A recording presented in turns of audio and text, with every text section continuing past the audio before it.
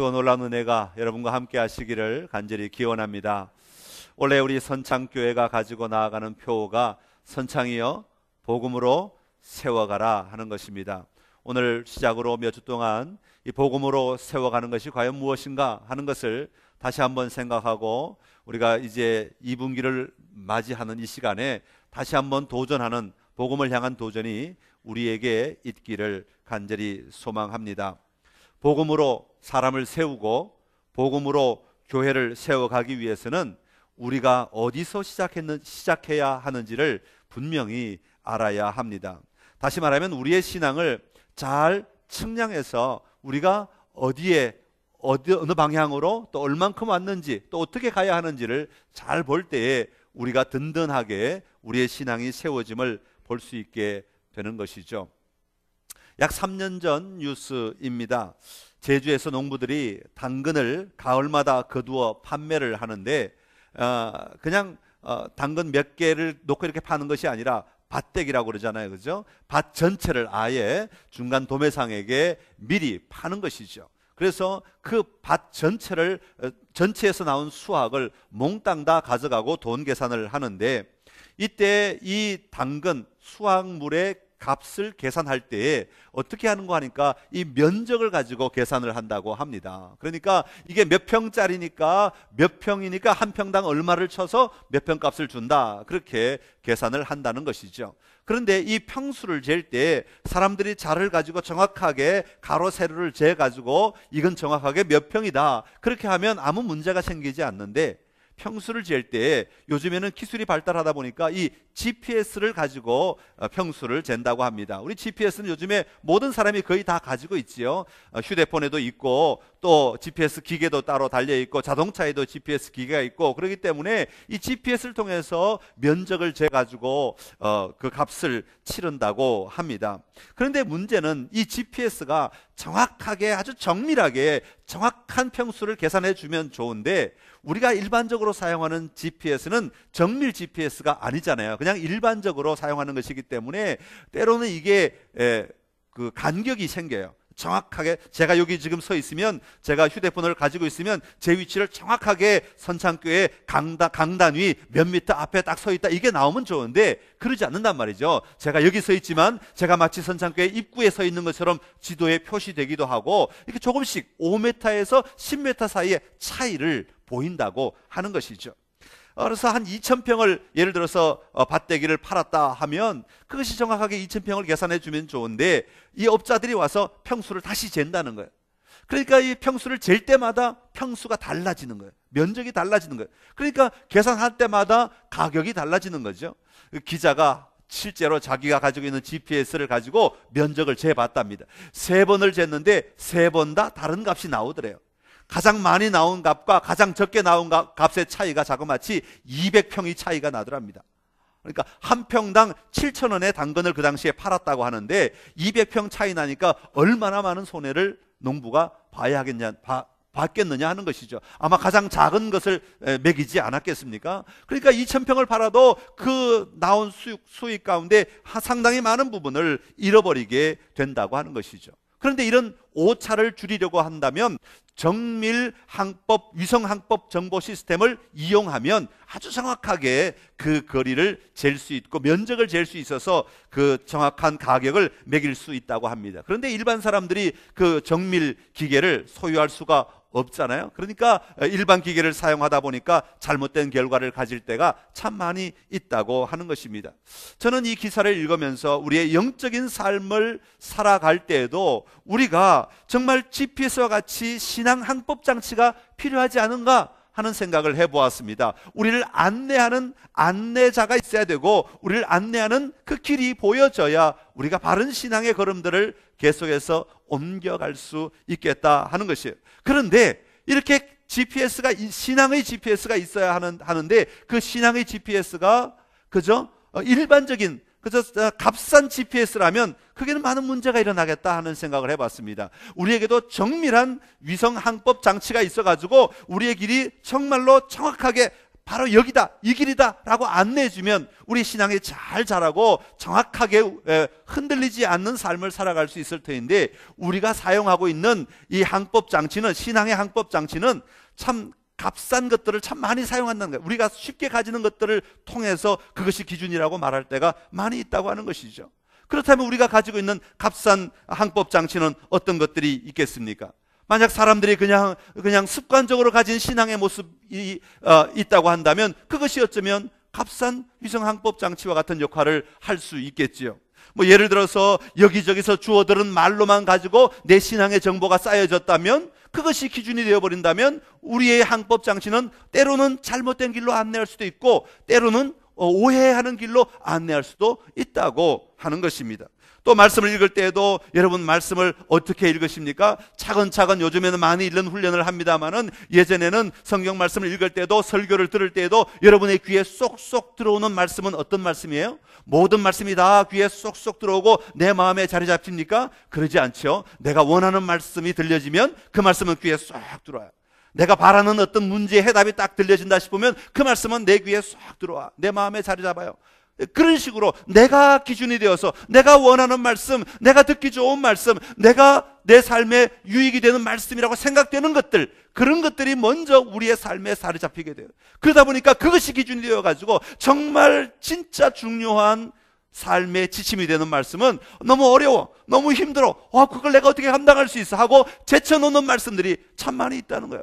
실제로 우리의 삶을 바르게 인도하는 것은 어쩌면 그런 말씀들이 우리 속에 들어와서 우리를 깨닫게 하고 우리를 깨어 부수고 내 잘못된 생각들을 다시 정돈하게 하고, 그렇게 해야 우리가 신앙이 자랄 터인데, 그런 것들은 너무 힘드니까, 너무 어려우니까, 너무 까다로우니까 아이고 그렇게 어떻게 살아, 하루에 그냥 설렁설렁 살기도 힘들어 죽겠는데, 그러고 안 받아들이니까 그냥 쉬운 것만 받아들이고 좋은 것만 받아들이다 보니까 이게 잘못된 신앙의 항법장치가 될 때도 있다고 하는 거예요.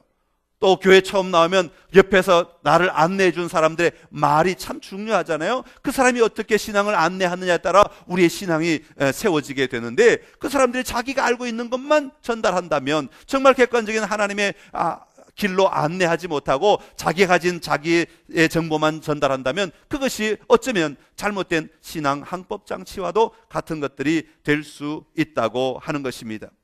우리가 신앙을 바로 세우고 우리가 바른 복음을 가지기 위해서는 우리가 어디에서 출발했느냐, 그 근거가 무엇이냐 하는 것을 언제나 다시 돌아가서 잘 살필 수 있는 태도가 우리 그리스도인들에게는 매우 중요하다 하는 것입니다. 선창이여 복음으로 세워가라 라고 할 때 우리의 복음은 어디에서 시작해야 되느냐 하는 것입니다. 여러분의 복음은 어디에서 시작해야 하겠습니까? 여러분이 들은 정보에서 시작해야 하겠습니까? 여러분이 그냥 경험적으로 얻은 것으로만 시작해야 되겠습니까? 우리가 가져야 될 복음은 분명하게 성경에서 시작해야 한다고 성경은 우리에게 말씀하고 있습니다. 오늘 우리가 읽지는 않았지만 로마서 1장 2절의 말씀인데요, 우리 성경을 보시면서 1장 2절 말씀 우리 다 같이 한 번 더 읽도록 하겠습니다. 이 복음은 하나님이 선지자들을 통하여 그의 아들에 관하여 성경에 미리 약속하신 것이라. 아멘. 자, 오늘 이 말씀을 거꾸로 읽으면 훨씬 더 우리가 이해하기가 좀 쉽습니다. 뒤에서부터 읽으면 그 뿌리가 무엇인지, 우리가 정말 시작점을 무엇으로 잡아야 하는지를 우리가 살펴볼 수 있게 된다고 하는 것이요. 제일 뒤에 우리가 알고 싶어하는 내용은 어디에 나온다고 기록하고 있습니까? 성경에 나온다고 기록하고 있습니다. 성경에 미리 약속하신 것이라 그랬습니다. 성경에 기록되었기에 이것은 우리가 분명하게 믿고 붙잡아야 될 근거가 된다고 하는 것을 말씀하고 있습니다. 왜냐하면 사도 바울이 디모데후서 3장 16절에서 고백하고 있듯이 모든 성경은 하나님의 감동으로 된 것으로 교훈과 책망과 바르게 함과 의로 교육하기에 유익한 것이기 때문에 그렇습니다. 하나님의 말씀은, 하나님의 성경 말씀은 하나님의 영감으로 쓰여진 모든 진리의 말씀, 하나님의 음성이기 때문에 우리는 그것을 근거로 하여서 분명하게 붙들고 살아가야 한다고 하는 것입니다. 그러면 그 성경이 무엇에 관해 말해주고 있느냐 하는 것입니다. 그 성경이 무엇에 관해 말해주고 있는 거니까 바로 그 앞으로 넘어가면 그의 아들에 관하여 말하고 있다는 것입니다. 그의 아들은 누구십니까? 바로 예수 그리스도이십니다. 우리를 죄에서 구원해 주신 예수 그리스도에 관하여 성경이 말하고 있고, 우리는 바로 그것을 붙들고 살아갈 때 우리가 바른 복음의 삶을 살아갈 수 있게 된다는 것입니다. 그렇다면 이 놀라운 복음을 약속하시고 우리에게 주신 분은 누구신가 하는 것입니다. 선지자를 통하여 이 사실을 알려주신 분이 과연 누구신가 하는 것입니다. 그것은 바로 하나님이라고 말씀하고 있습니다. 여호와 하나님이시라고 말씀하고 있습니다. 그러게 우리의 모든 신앙의 출발은 바로 여호와 하나님으로부터 출발하는 신앙이 되어야 하는 것입니다. 오늘 이 시간 여러분의 삶의 자리에서 모든 신앙의 출발, 여러분의 생각의 출발, 여러분의 믿음의 출발, 여러분의 기도의 출발, 여러분의 찬송의 출발, 여러분의 말씀의 출발, 모든 출발이 여호와 하나님으로부터 출발하는 놀라운 은혜가 임하시기를 간절히 기원합니다. 로마서 1장 1절에도 그것을 계속해서 사도 바울은 오늘 로마서를 통해서 계속해서 반복하는 것이 바로 하나님이라고 하는 단어입니다. 1장 1절의 말씀을 우리가 한 번 더 읽어보겠습니다. 예수 그리스도의 종 바울은 사도로 부르심을 받아 하나님의 복음을 위하여 택정함을 입었으니. 아멘. 사도 바울은 자기가 부름을 받은 이유가 바로 하나님의 복음이라고 말하고 있습니다. 우리가 붙들고 살아가는 복음의 근원은 바로 여호와 하나님이심을 분명하게 말씀하고 있는 것이죠. 그래서 오늘 우리가 읽은 16절, 본문의 16절의 말씀 속에서는 그 하나님의 복음을 붙들고 살아갈 때 하나님의 능력이 우리에게 임하게 된다고 말씀하고 있습니다. 우리 16절 말씀 다시 한번 같이 읽겠습니다. 내가 복음을 부끄러워하지 아니하노니 이 복음은 모든 믿는 자에게 구원을 주시는 하나님의 능력이 됨이라. 먼저는 유대인에게요 그리고 헬라인에게로다. 아멘. 할렐루야. 우리에게 주신 복음은 모든 믿는 자에게, 그것을 믿는 자에게 하나님의 능력이 된다고, 하나님의 능력이 임하게 된다고 말씀하고 있습니다. 하나님의 힘, 하나님의 권세가 우리에게 나타나므로 우리의 삶이 하나님이 원하시는 삶으로 옮겨지는 놀라운 능력을 소유하게 되는 것이죠. 이것이 하나님의 능력입니다. 죽을 수밖에 없는 우리가 구원을 받을 수 있는 것은 내 힘이 아니라 하나님의 능력인 것입니다. 우리가 이 땅에 살면서도 하나님의 나라를 누릴 수 있는 것은 내 능력이 아니라 바로 하나님의 능력인 것이죠. 오늘 내 삶의 자리에서 하나님의 나라를 열어가며 그 삶을 누릴 수 있는 것도 내 지식이나 내 힘이나 내 능력이 아니라 바로 여호와 하나님의 능력이라고 말씀하고 계시는 것입니다. 그리고 또 더 나아가서 17절에는 이렇게 말합니다. 우리 17절 말씀 먼저 같이 읽겠습니다. 복음에는 하나님의 의가 나타나서 믿음으로 믿음에 이르게 하나니 기록된 바 오직 의인은 믿음으로 말미암아 살리라 함과 같으니라. 아멘. 복음에는 뭐가 나타난다고요? 하나님의 의가 나타난다고 말하고 있습니다. 여러분, 사람의 의 아닙니다. 여러분 자신의 의가 아닙니다. 여러분 다른 사람의 어떤 지위가 있는 사람의 의가 아닙니다. 권력자의 의가 아닙니다. 성경에는, 복음에는 하나님의 의가 나타난다고 말하고 있습니다. 세상 사람은 어떤 것으로도 그 의롭다함을 얻을 수가 없다고 말했어요. 율법 가지고도 의를 얻을 수 없다고 말하고 있습니다. 오직 예수 그리스도로 말미암아 하나님과 인간이 바른 관계를 가질 때 거기에 하나님의 의가 우리 가운데 임하게 되는 것입니다. 그 의가 우리를 살리는 것이고 그 의가 우리를 존귀한 자로 세워지게 되는 것입니다. 그러기에 교회의 모든 기준은 바로 여호와 하나님이 되셔야 하는 것입니다. 오늘 여러분의 생각, 믿음의 사고의 모든 구조에 하나님의 여호와 하나님이 늘 언제나 기초로 자리할 수 있게 되기를 간절히 기원합니다. 그런 의미에서 교회는 세상의 대변인이 아니라 하나님의 대변인이다, 그렇게 말하잖아요. 세상의 이야기를 하는 것이 교회가 아니라 하나님의 방법으로 하나님의 이야기, 하나님의 뜻, 하나님의 마음을 선포하는 것이 바로 교회다라고 하는 것이죠. 제가 조금 과한 예화를 하나 만들어 봤어요. 머리를 써서 과한 예화를 하나 만들어 봤는데, 예를 들면 이렇다는 겁니다. 어떤 한 사람이 전도를 하려고 하는데, 전도하려고 사람을 찾다 보니까 사회봉사를 아주 열심히 하는, 그걸 즐기는 사람이 있어요. 어디 가든지 봉사하려고 하고 섬기려고 하고 정말 베풀려고 하는 사람이 있어요. 야, 저 사람이 예수를 믿으면 너무 좋겠다 마음이 들어서 이 사람에게 설득을 합니다. 뭐라고 설득하는 거니까, 이봐요, 교회 가면 우리가 봉사를 얼마나 많이 하는지 몰라. 당신 여기서 이렇게 봉사할 자리 막 찾는 것보다 교회 가기만 하면 거기서 봉사할 거리들이 너무 많으니까, 봉사할 자리를 많이 주니까 교회 갑시다. 그 사람 듣고 보니까 자기가 원하는 일을 더 많이 할 수 있다니까 얼마나 기분 좋아요? 그래서 교회에 들어왔어요. 교회 와서도 여전히 자기 봉사하는 사회봉사에만 관심을 가지고 계속해서 봉사할 것만 찾고 봉사할 사람만 만나고 봉사할 자리에만 들어가 있고 봉사할 것에만 관심을 가지고 봉사할 것만 위하여 그 삶을 살아간다면 이 사람 속에는 바른 신앙이 세워질 수가 없는 것이죠. 밖에서는 사회봉사가 그렇게 중요하기 때문에 그것 위에 목숨을 바쳤다면, 교회 안에 들어오면 아무리 봉사가 중요하다고 하더라도 먼저 무엇을 만나야 돼요? 하나님을 만나는 일. 여호와 하나님부터 시작할 때에 그 봉사가 바른 봉사로 바뀌어지게 된다는 것입니다.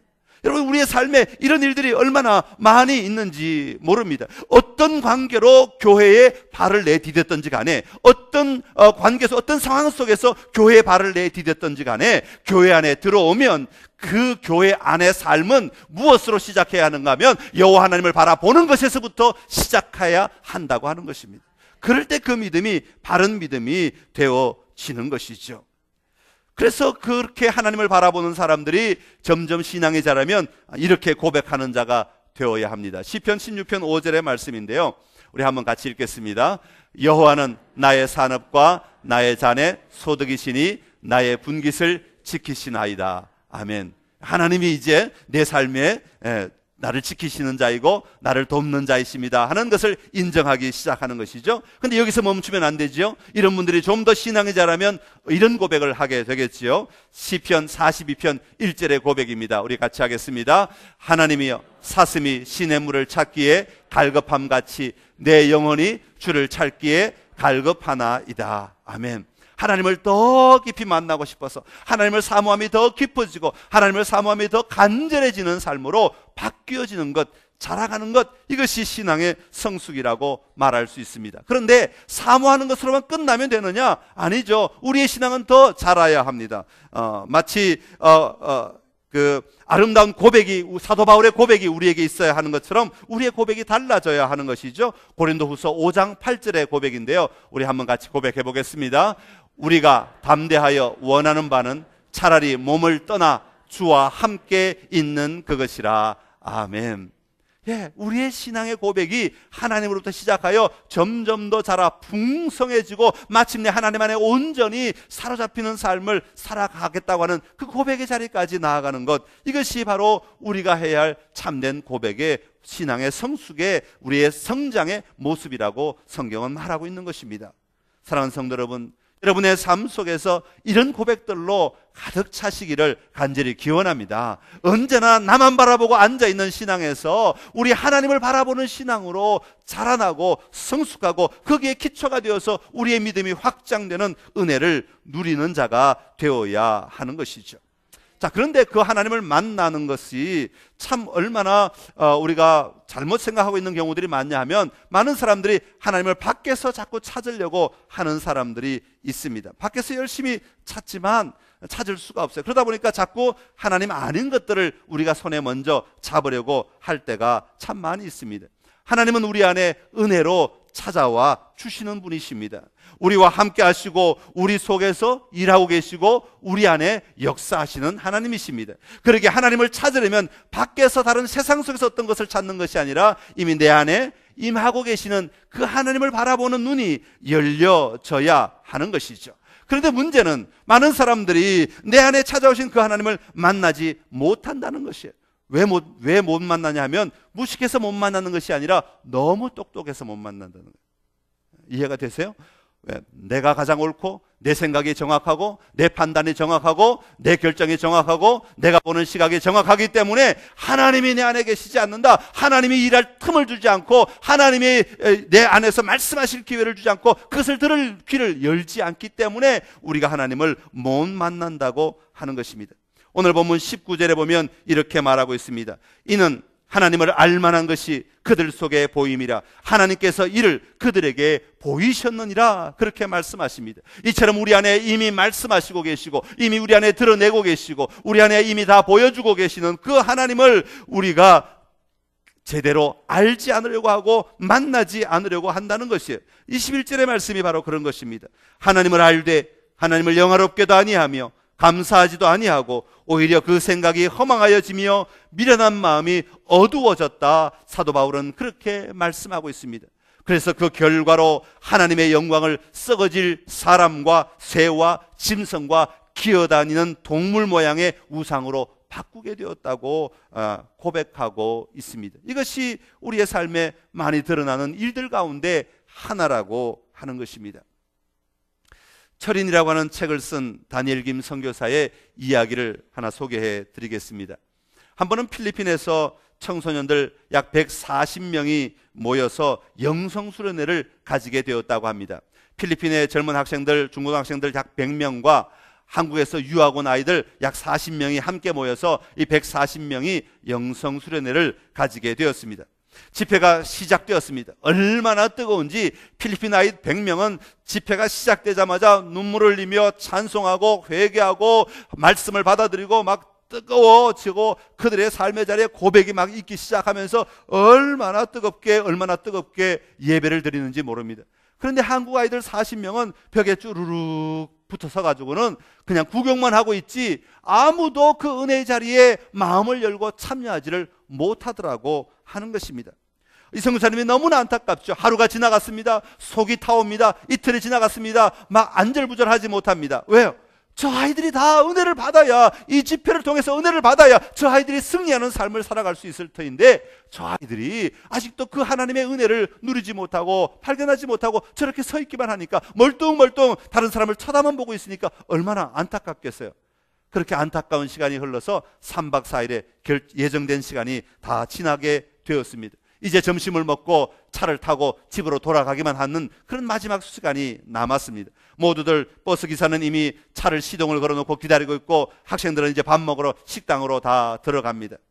이 선교사님이 너무 안타까워서, 그 한국 애들이 너무 안타까워서 그 아이들 가운데 짱처럼 보이는 고3 학생 한 명에게 다가갔습니다. 뭐 특별히 해줄 말이 없어요. 그래서 그 아이를 칭찬해 주기로 결정을 하고 그 아이에게 다가갔습니다. 첫 마디가 이것입니다. 너 참 잘생겼다. 그러면서 등을 두드려 주었습니다. 그러면서 계속해서 말을 하기를 너 얼마나 힘들었니? 그랬더니 그 아이가 깜짝 놀라면서 뭐가 힘들었어요? 하고 쳐다보더라는 것입니다. 그래서 이 선교사님이 계속 말을 합니다. 다른 사람들은 다 은혜 받고 주님을 위해 살겠다고 저렇게 고백을 하는데 너는 끝까지 나를 지켜야지. 내가 정말 넘어가면 안 되지. 그런 마음으로 서 있는다고 하는 것이 얼마나 힘들었니? 아무튼 끝까지 있어줘서 고마워. 그리고 살다 보면 혹시 내가 그동안 설교했던 말들이 기억나는 순간이 있을 터인데 기억나거들랑 나한테 전화해줘. 그리고는 잘 가. 그리고는 이제 그 친구를 뒤로 하고 돌아서서 자기 길로 가려고 하는데 갑자기 뒤에서 그 아이가 말을 거는 겁니다. 잠깐만요. 이 선생님 돌아서서 그 아이를 향해 섰습니다. 한 가지만 물어봐도 될까요? 그래, 뭔데 말해봐. 그러면서 그 아이가 이야기하는데 이렇게 얘기합니다. 선교사님, 은혜를 받고 싶은데 안 받아지는데 어떻게 합니까? 은혜는 받고 싶은데 안 받아진다는 거예요. 그래서 이 선교사님은 너무 깜짝 놀라서 이렇게 눈을 반짝이며 쳐다보고 있더니 이 친구가 이렇게 얘기합니다.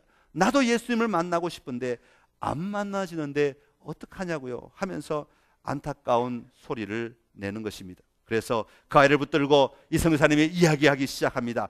잘 들어. 그러면서 이제 막 시간이 별로 없잖아요. 그러니까 둘이 서가지고 속사포처럼 이야기를 하기 시작합니다. 우리 하나님을 알고 싶다고 알 수 있는 존재가 아니야. 이 세상에 의인은 하나도 없고 깨닫는 자도 없고 하나님을 찾는 자도 없고 다 치우쳐 한 가지로 무익하게 되고 선을 행하는 자도 하나도 없어. 그런데 왠지 내가 네 마음 가운데 하나님을 만나고 싶고 지금 아니면 하나님을 못 만날 것 같고 하나님을 붙들어야겠다고 하는 생각이 들고 하나님이 내게 복을 주시지 않으면 여기를 떠나지 못할 것 같은 그 마음이 네 속에 있는데 그게 어디서 왔다고 생각하니? 오히려 질문을 하니까 이 친구가 고민을 하더니 이야기를 합니다. 그러면 주님께서 지금 제 마음에 계신다는 이야기입니까? 이 선교사님이 그래, 맞아.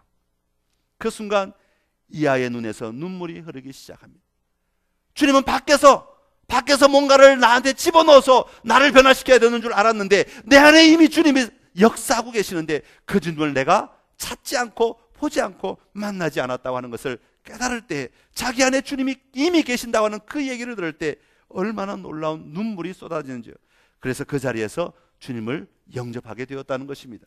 그리고는 믿음의 고백을 하고는 선교사님에게 여기 잠깐만 계세요. 그러더니 쫓아가는 거예요. 그리고는 자기 여자친구를 데리고 와요. 그리고는 그 여자친구를 선교사님 앞에 딱 세우고는 이야기하기를, 선교사님 아까 저한테 얘기했던 그대로 얘기해 주세요. 그 선교사님 다시 그 한 아이, 여자아이를 놓고 그대로 다시 아까 했던 얘기를 다시 했더래요. 여자아이도 똑같은 질문을 하고 똑같은 대답을 하고 그 자리에서 다시 예수님을 맞아들고 영접하고 눈물을 흘리며 회개하였다. 그렇게 해서 한국 아이들 40명이 한 명씩 40명이 다 와서 다시 예수 그리스도를 만나는 놀라운 은혜를 누리게 되었다고 하는 것입니다. 사랑하는 성도 여러분, 신앙은 다른 문제 아닙니다. 신앙은 하나님의 문제입니다. 하나님과 나와의 어떤 관계인가, 이것이 우리 신앙의 가장 중요한 문제라고 하는 사실을 우리는 결단코 잃어버려서는 안 됩니다. 우리의 모든 삶은 하나님의 관계에서 시작하고 하나님의 관계 안에서 이루어지고 하나님의 관계 안에서 마무리되어야 하는 것입니다. 그런데 사람들이 하나님 근처에도 안 가고 사람들의 문제, 생각, 태도만 가지고 끊임없이 씨름하면서 하나님이 나를 안 도와준다고, 하나님이 어디 계시냐고 몸부림치고 있다면 그것은 우리의 신앙을 점검해 보아야 하는 사람의 태도라고 하는 것입니다. I can do it. 내가 모든 것을 할 수 있습니다. 얼마나 좋은 말입니까? 그러나 거기에 하나님이 없이도 내가 무언가를 할 수 있다면 그것은 그 사람의 의지의 문제이지 그것은 신앙의 문제가 아니라고 하는 것이에요. 내가 뭔가를 할 수 있다고 하는 고백은 자기의 신앙의 문제가 아니라고 하는 것입니다. 내가 의지만 있으면 되는 거예요. 신앙의 문제는 하나님이 나와 함께 하시면, 하나님이 내 안에 역사하시면 내가 이 일을 감당할 수 있습니다 라고 하는 고백이 나와야 되는 것이죠. 여러분, 구약시대에는요 성막에서 하나님께 제사 드리지 않았습니까? 그리고 나중에는 성전에서 하나님께 제사를 드렸죠. 왜 성막과 성전에 나아갔습니까? 그것은 하나님이 거기에 계시기 때문에 그렇습니다. 하나님이 여기에 임재하신다라고 하셨기 때문에 모든 사람들이 다 그 앞에 나아가서 하나님 앞에 대면하여 자기의 죄를 고백하고 회개하고 자기의 삶을 돌이켰습니다. 제물을 끌고 왜 성막으로 올라갔습니까? 왜 성전으로 올라갔습니까? 하나님이 거기 계시기 때문에 내가 사람들에게 지은 죄를 하나님 앞에 가지고 와서 회개하기 위해서, 하나님 앞에서 그 문제를 해결하고 하나님 앞에서 내가 새롭게 되기 위해서, 하나님과의 관계를 다시 정립하기 위해서 하나님께 나아갔던 거예요. 그런데 만약에 사람들이요 짐승을 갖고 끌고 오다가 그 성막에 가는 길에, 성전에 가는 길에 다른 자기하고 관계가 끌끌어온 사람 만나서 둘이 손잡고 화해하고 악수하고 서로 포옹하고, 야 미안해, 자 용서해줘, 그리고는 그래 우리 다 화해했으니까 끝났지, 그래 짐승 잡아서 그 자리에서 둘이 앉아서 먹고, 자 이건 니네 집 가서 먹어, 이건 우리 집 가서 먹을게, 그리고 논아가지고 집에 돌아갔다. 여러분, 이 문제가 해결되지 않은 거예요. 엄밀하게 말하면 성경은 그것은 문제가 해결되지 않았다고 하는 것이에요. 왜? 죄는 사람과의 관계이기도 하지만, 사람 속에서 일어나는 일이기도 하지만, 궁극적으로는 그 사람 사이에서 일어나는 일이 하나님과의 문제이기 때문이라고 말하고 있습니다. 여러분, 다윗이 백성들의 신뢰를 저버리고 죄를 짓게 되죠. 밧세바를 아내로 취하게 되죠. 그리고는 그 남편까지 죽이게 되잖아요. 그리고는 나단 선지자가 회개를 촉구하니까 하나님 앞에 회개하는 장면이 시편 51편에 쭉 나오고 있습니다. 시편 51편 4절에 보면 이렇게 다윗이 고백하고 있습니다. 우리 한번 다윗의 고백을 같이 읽겠습니다. 내가 주께만 범죄하여 주의 목전에 악을 행하여 싸우니 주께서 말씀하실 때 의로우시다 하고 주께서 심판하실 때 순전하시다 하리이다. 아멘. 자, 조금 어려우니까 제가 좀 쉬운 말로 다른 번역을 좀 읽어 드리겠습니다. 시편 51편 4절 다른 번역인데요. 당신께, 오로지 당신께 잘못을 저지르고 당신 눈에 악한 짓을 제가 하였기에 판결을 내리시더라도 당신께서는 의로우시고 심판을 내리시더라도 당신께서는 결백하시리이다 하는 거예요. 여러분, 누구에게 죄를 지었습니까? 밧세바에게 죄를 지었죠. 그 남편에게 죄를 지었죠. 사람들에게 죄를 지었죠. 백성들에게 죄를 지은 것입니다. 그럼에도 불구하고 그 죄가 단순히 사람에게 지은 죄가 아니라 다윗은 뭐라고 고백합니까? 이것은 오직 하나님 앞에서 죄를 지은 것입니다. 내 삶의 자리에 하나님이 주인 되지 못하시고 하나님이 인도하시는 삶이 아니라 내 생각, 내 판단으로 사람의 일들로 모든 것을 꾸려간 이것이 지극히 큰 죄였다라고 하는 것이죠. 다시 말하면 다른 피조물을 향하여서 죄를 저질러도 그것은 하나님을 향하여 죄가 있는 것이라고 말하고 있는 것이에요. 그리고 그 죄를 통하여서 죄가 악한 이유는 다른 사람들이 피해를 입었기 때문이기도 하지만 더 악한 것은 그 일로 말미암아 하나님의 영광이 가려졌기 때문이라고 고백하고 있는 것입니다. 사랑하는 성도 여러분, 오늘 우리의 삶 속에서도 하나님 앞에서 죄를 짓는다는 말은 모든 삶 속에서 하나님을 인식하지 못한다는 말과 같은 말이라고 하는 것을 우리는 기억해야 하는 것입니다. 오늘 내 삶의 자리에서 우리는 우리 하나님을 얼마나 인식하며 얼마나 느끼며 살아가고 계십니까? 하나님을 안다고 하는 것은 그냥 머리로 아는 것이 아니라 내 삶으로 느끼는 거잖아요. 하나님이 지금 내 안에 역사하고 계시다. 여러분 얼마나 느끼고 얼마나 분명하게 확신하며 고백하며 살아가고 계십니까? 하나님이 나와 함께 호흡하고 계시고, 하나님이 내 걸음에 동행하고 계시고, 하나님이 내 말 속에 함께 하시고, 하나님이 내 생각까지도 감찰하고 계시고, 하나님의 내 마음의 의도까지도 감찰하고 계신다는 것을 분명히 믿고 살아가는 자들이 될 때에 하나님 인식이 우리 안에 분명하게 일어나게 되는 것입니다. 그러기에 세상을 향하여 죄를 짓는 것, 이것은 결국은 내 안에 계신 하나님을 향하여 죄를 지으며 사는 것이라고 하는 말이 우리가 분명하게 이해해야 할 말씀인 것이죠. 그런데 하나님은 이런 죄의 문제를 해결할 수 있는 방법을 우리에게 제시해 주셨습니다. 그것이 바로 예수 그리스도의 희생적 죽음이며 부활이라고 성경은 말합니다. 오늘 성경에 보면 17절에 하나님의 한 의가 나타났다고 말하고 있습니다. 하나님이 만드시고 하나님이 판단하시고 하나님이 결정하시는 하나님의 의가 임하게 된 것이죠. 다시 말하면 모든 주권이 하나님께 있다고 하는 것입니다. 나의 의가 아니고, 내가 만들어낸 의가 아니고, 내가 인정하는 의가 아니고, 내가 좋아하는 의가 아니고 여호와 하나님의 의라고 하는 것입니다. 오늘 여러분 안에 이 복음의 복된 소식이 분명하게 자리하게 되시기를 간절히 기원합니다. 복음은 여호와 하나님으로부터 시작하는 것입니다. 우리가 아무리 많은 지식을 가져도 하나님의 임재를 우리가 인정하지 않거나 하나님의 임재를 누리지 못하고 하나님의 임재를 우리의 삶 가운데 고백할 수 없다면 거기에는 복된 소식이 우리에게 임할 수가 없다고 하는 것입니다. 복음은 놀라운 예수님의 선포이지요. 인간의 구조 가운데 하나님의 왕국이 도래했다고 선언하시는 예수님의 선포가 바로 복음인 것입니다. 나 중심의 삶을 살아가고 있는 이 자리에 하나님의 나라가 임했다고 하는 것을 선포하고 있는 것이죠. 그래서 예수님의 초기의 설교는 대부분 다 뭐에 관한 설교였어요? 회개하라, 천국이 가까웠느니라. 천국은 이런 것이다, 천국은 저런 것과 같다. 그러면서 계속해서 천국의 비유를 말씀하시는 이유가 무엇입니까? 하나님의 나라를 소개하고 계시는 것이죠. 그리고 또 하나는 예수님께서 말씀하신 그 하나님의 나라를 자신의 죽음과 부활을 통하여 우리에게 열어주셨다는 것입니다. 하나님의 나라가 그냥 바라만 봐야 되는 하나님의 나라가 아니라 예수 그리스도로 말미암아 내가 그 하나님 나라에 들어가서 그 하나님의 나라를 누릴 수 있도록 만들어 주셨다고 하는 것입니다. 이것이 우리에게 허락하신 귀한 복음인 것입니다. 사랑하는 성도 여러분, 이 하나님의 복음이 여러분의 삶의 자리에 놀라운 근거가 될 수 있기를 간절히 기원합니다. 선창이여 복음으로 세워가라 할 때 우리의 노력이나 우리의 의지가 아니라 하나님의 존재로부터, 하나님의 임재로부터 시작하는 이 놀라운 복음이 있을 때 우리의 생각, 우리의 말, 우리의 판단, 우리의 결정, 이 모든 것들이 하나님이 기뻐하시는 것으로 세워지게 될 줄로 믿습니다. 사랑하는 선창의 모든 가족들이 이 한 해 살아가면서 복음으로 세워가는 놀라운 승리의 삶이 우리 안에 충만하게 임하시기를 간절히 기원합니다. 기도하겠습니다.